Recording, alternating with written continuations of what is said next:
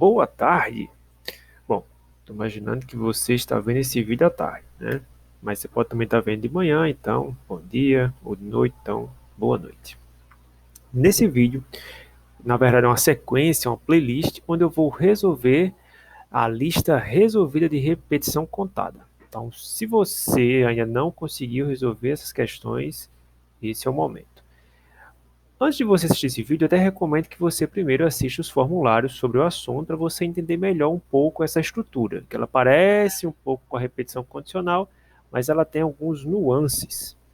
E talvez a grande questão é que é mais interessante que você primeiro tente fazer a lista, aí você não consegue, trava em alguma coisa, esse é o momento que você vai, enfim, assistir a esse vídeo, a essa playlist.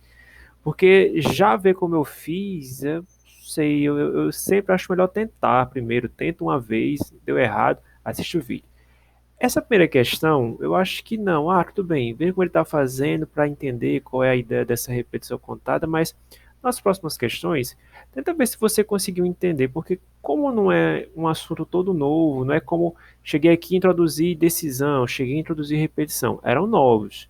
Mas depois de algum tempo, eles começam a ficar sendo é, repetitivos, né? Que estranho falar repetitivo sobre repetição, mas enfim. A repetição contada é outra forma de repetição. Então você já deve ter entendido repetição para chegar aqui. Agora vamos ver como fazer aquela mesma repetição de um outro jeito com a outra estrutura, que é a estrutura for. Bom, sem mais delongas, vamos para a questão. Ele diz o seguinte: leia um valor inteiro n e depois este valor será a quantidade de valores que serão lidos em seguida. Então, você vai digitar esse n e na sequência ele vai querer que você leia n valores. Então, se você digitar 5, ele vai pedir que você leia depois 5 coisas. Então, esse n é uma coisa que você vai digitar no começo para que esse número que você digitou sirva para ele dizer quantas vezes ele quer, você não, ele quer, o programa quer que você repita o processo de deixar alguém digitar algo, ou seja, deixar um dado ser lido, ou seja, usar a função prompt para deixar que ele digite alguma coisa. Continuando. Para cada valor lido, mostre uma mensagem dizendo se esse valor é par, se ele é ímpar, se ele é positivo ou se ele é negativo. No caso do valor ser igual a zero, seu programa deve informar par e nulo. Então vai ter essa mensagem especial ali, par e nulo. Porque ele pode ser par e ser negativo, pode ser par e positivo. Então são combinações ali de situações. Então ele vai digitar algo que está dentro do conjunto Z, né, o conjunto dos números inteiros, que podem ser números positivos e negativos. E também podem ser pares ou ímpares. Você vai ter que conseguir observar isso. Mas especificamente no zero é par e nulo. Ele nem é positivo nem é negativo. Aí ele dá uma observação. Lembre-se sempre de manter a formatação das mensagens exatamente igual ao exemplo. Então, nesse exemplo aqui, é um dos que você pode errar com grande facilidade por não respeitar a mensagem que ele está pedindo. Nesse exemplo, inclusive, o grande problema é porque ele pede que seja tudo impresso com letras maiúsculas. Então, se você imprimir a resposta com letra minúscula, por mais que seja a mesma mensagem que ele pede, ele vai dizer que está errado, porque ele queria com letras maiúsculas. E ele é um resolvedor automático, não sou eu inferindo se isso aqui está certo ou não. É o computador, de forma autônoma, observando isso e comparando se aquilo está verdade ou não, está certo ou não. Ou seja, ele compara a palavra maiúscula e minúscula e vai dizer que elas não são iguais. Então, ou é maiúsculo ou é minúsculo. Nessa questão, ele quer com tudo maiúsculo. No final de cada linha, digite um barra N na mensagem. Beleza. E depois ele diz o seguinte: vamos usar a estrutura de repetição for nessa questão. Veja o exemplo da sintaxe da mesma. Está ali a sintaxe dela. Nessa questão ele não diz muito como é que usa o for. Então é por isso que o ideal é que você já tenha assistido os vídeos. Mas eu só vou relembrar aqui um pouco. Eu vou escrever aqui aleatoriamente, não estou respondendo a questão ainda. Estou só elucidando para você a diferença crucial entre tudo que a gente fez antes para o que a gente vai fazer agora. Nessa questão ele pede que você digite uma coisa, certo? Então eu vou aqui var, var n, que ele pede, né, digita o número n. No começo ele diz isso. Então volta para o enunciado e você vai ver que ele está dizendo isso aí. Ele quer que você guarde isso aí para ser a quantidade de vezes que ele vai digitar alguma coisa. Então, vou agora aqui, ó, parse int prompt. Então, ele vai digitar n e depois esse n você vai usar para definir quantas vezes ele vai digitar um determinado, na verdade, não um determinado número, quantas vezes ele vai digitar. Então, se você digitou 5, ele pede que você digite algo 5 vezes.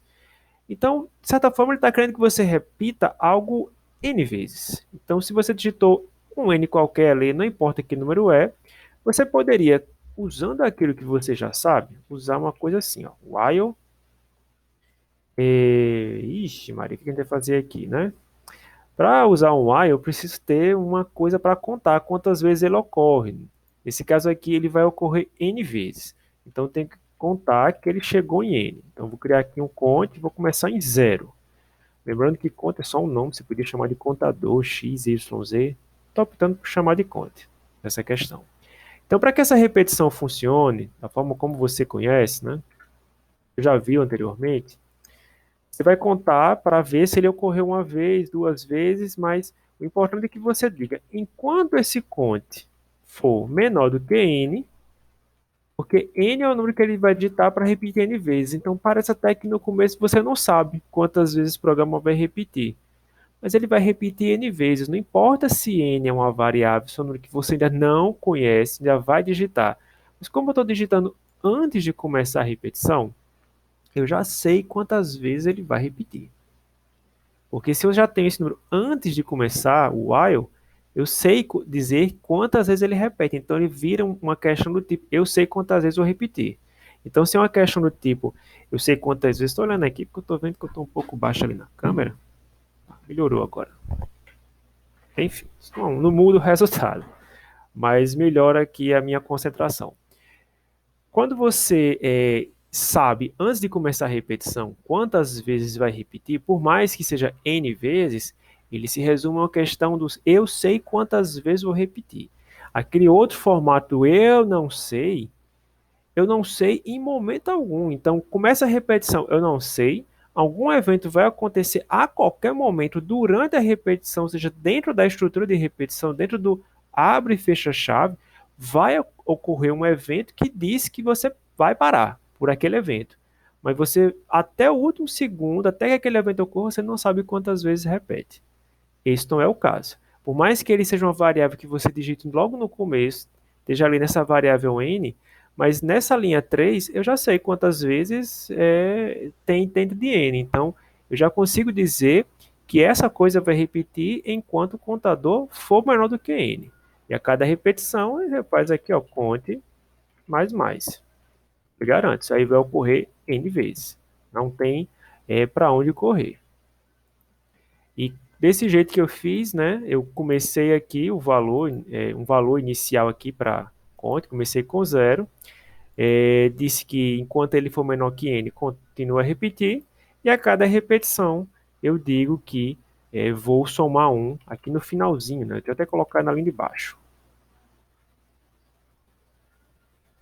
Melhorou aqui. Isso vai repetir n vezes. Do jeito que está aí, ele repete n vezes. O que ele quer que você repita nessa questão n vezes, segundo aqui o enunciado, até subir para você ver, é pegar esse número, pegar um número qualquer e verificar se ele é par, ímpar, positivo ou negativo. Então ele vai digitar esse número aí para você verificar. O grande problema desta questão, outro grande essa questão cheia de grandes problemas, ela é simples, mas ela é tudo problemática, ela pode lhe enganar facilmente. Outra grande situação, outro grande obstáculo que você pode encontrar aqui é o seguinte. Esse número que você leu no começo, n, é para dizer quantas vezes esse programa aí vai repetir. Então, se digitar 5, vai repetir 5 vezes, já que o contador vai aqui começar em zero e ele vai repetir enquanto não chegar em n. Ok. Outra coisa é o número que você, os números, na verdade, os n números que você vai digitar aqui dentro. Esses n números você não pode guardar em n, você não pode ficar trocando eles a cada. Você vai usar uma outra variável para guardar esses números. Então eu vou criar aqui, ó, Num. Eu não vou poder usar n, porque o n ele tem que estar com esse valor que você digitou na linha 3 durante todo o código, porque na linha 5 você sempre vai voltar para avaliar se o count ainda não chegou em n. Então, se você usar, chegar aqui e fizer ó, um novo n igual a arcint prompt, para ele deixar, para você deixar que o programa digite aí o que você quer. Opa, esqueci aqui o igual, né? Tá marcando até com X ali. Para que o programa digite esses números que serão avaliados, se eles são pares ou se eles são ímpares. Se você faz isso aí nesse momento, aí vai dar tudo errado, porque você vai perder quanto era o valor de n. Então, é uma novíssima variável aqui. Porque se você perder o valor de n aqui nessa linha 6, quando ele voltar para 5 para avaliar se ele já chegou em n, ele está com outro valor. Ele não está mais com o valor de comparação, ele não é mais aquele n que você digitou na linha 3. Então você não pode reusar n aqui. Essa variável você vai guardar os números, os n números que vão ser digitados, é uma outra. Fato. Beleza? Antes da gente evoluir, está na hora do for, né, que é a, a prata da casa, né, a estrela dessa lista, tem que entrar em ação agora. Para entrar em ação, eu montei essa estrutura aqui só para você ver. O que você sabe até agora é usar o while, que é uma repetição condicional. Ele pode parar quando uma condição qualquer ocorre, seja essa condição contar quantas vezes um evento ocorre, ou então verificar, a partir de um teste de comparação, se aquele evento ocorreu ou não, comparando se é igual àquele evento, ou se é diferente daquele evento, ou enquanto é igual a um evento, ou enquanto diferente do evento. Mas agora a gente vai fazer uma outra repetição que é o for. O for ele só deve ser usado nas situações onde você sabe quantas vezes repete. Então, nos problemas que você não sabe quantas vezes vai repetir, você vai continuar usando o while. Mas em problemas onde você sabe quantas vezes vai repetir, pode ser muito mais interessante usar o for, porque ele é uma repetição contada, ela é específica para esses problemas que você sabe quantas vezes irá repetir. Como é que eu faço ele? Né? Eu gosto de mostrar ele a partir do while. O while tem essa cara aí. Aqui eu começo. Aqui eu verifico até onde eu continuo repetindo. E aqui eu digo como é que eu estou evoluindo, como é que eu estou contando, né, de quantos em quantos eu estou contando. Eu vou agora pegar essas três partes e botar todas numa única linha. E essa talvez seja a grande sacada do for. Fazer tudo numa única linha. Que seria? Não vou mais chamar aqui de while, né? O while morreu agora, vai entrar o for, né, na parada. E o for é você pegar todas as três partes que formavam o while, um while onde você sabe quantas vezes repete, um while que tem um contador, e reunir tudo numa única linha formando o for. Né? Ele está todo separado e você vai juntar ele aqui de uma vez. Então, a parte onde você inicializa está lá no começo, eu botei lá na linha 1, que é essa aqui, ó, ponte igual a zero, certo? Ela vem aqui para dentro, é o começo. É a primeira coisa que eu vou colocar é aonde eu começo a variável que está contando. Depois, a segunda parte é aquele teste de avaliação. Olha, continue contando enquanto o contador for menor que n. E a última parte é pegar esse trecho aqui, essa linha aqui, ó, e colocar aqui para representar que eu estou contando após cada repetição. No momento que eu trouxe esse conte zero para cá, ele também vai sair daqui, ó. Ele some daqui. E refazendo aquilo que eu tinha feito com o while, agora com o for, ele fica com essa linha aqui, ó. Uma única linha, tudo aquilo que eu tinha que dizer com o while para funcionar, está dito aqui em uma única linha de uma única vez. Fica muito mais contido, curto, né? Bem mais simples. Mas, lembrando, né, como é que funciona o for? Eu começo dizendo aonde esse contador começa, aí boto ponto e vírgula, depois, nessa segunda parte, eu digo até onde eu vou contar. Eu vou contar até onde, ou seja, o contador começou em zero, já disse isso, agora eu vou dizer enquanto, né, para o contador, na verdade, para o contador até menor do que n, continue repetindo. E na terceira parte eu digo como é que eu vou contar. Eu posso contar de 1 em 1, de 2 em 2, 3 em 3. Desse que eu estou contando aí, conto mais, é contar de 1 em 1. Mas se você quisesse contar de dois em dois, por algum motivo, era só fazer assim. Ó, contaria de dois em dois. Pode contar de três em três, de quatro em quatro. Você já podia fazer isso com o while. Os problemas do while não lhe levaram para esse caminho. Aqui provavelmente você vai encontrar alguns problemas que te levam para esse caminho. Eu vou deixar assim, que é o modo clássico e completo do contar de um em um. Enquanto o mais é só uma abreviatura disso aí.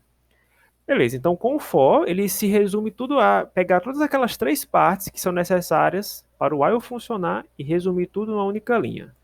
Então, numa única linha eu disse que para o contador começando em zero e esse contador indo até menor que n, conte de um em um. É isso que eu estou dizendo quando escrevo um for. O for, traduzindo, né, do inglês para português, seria para. Então, para o contador começando em zero até o contador menor do que n, conte de um em um. Aí você fica contando de um em um a cada repetição e enquanto ele não chegar no valor n, ele continua contando. Uma coisa importante é que assim como era no while, essa linha aqui ela só acontece uma vez. No while isso fica claro porque ele está antes, né? Ele está fora da repetição. Então, como ele está fora da repetição, ele só ocorre uma vez. Já isso aqui é o que é testado a cada repetição. Toda repetição, esse teste ocorre. E esse aqui, que é o conte igual a conte mais um, que é a equação da contagem de fase, né? Ela fica ali dentro e não mais dentro da repetição, né? No while ele tem que ficar lá dentro. Ele teria que ficar ali antes do finalzinho da chave. E aqui no for ele fica nessa linha. Então você traz tudo e bota numa única linha. É como se você fosse escrever o while todo escrevendo tudo numa única linha. É assim que ele funciona. Espero que tenha ficado claro isso. Vamos agora resolver finalmente a questão. A cada repetição eu vou ali ler o número n, vou verificar se ele é par. Cine, aí divido por 102, opa, e verifico se ele é zero. Se for zero, show de bola. Se não for, e provavelmente vai ser outra coisa. Então, quando eu consigo dividir por 2 e dar resto zero, eu posso dar um alert, né? E dizer que ele é par. Vou até verificar aqui o zero é par, né? Ele tá dizendo que, porque esse tipo de equação ele sempre vai dizer, quando você descobre um par usando esse artifício do resto de divisão, para o programa o zero vai sair como sendo par. Quando você dividir uma coisa, o zero pode ser dividido por qualquer coisa que o resultado sempre vai ser zero. Então, por esse tipo de raciocínio, o zero é um número par. É por isso que já está a questão está toda trabalhada pensando nisso. Então, não se preocupe de dizer que o zero é um número par.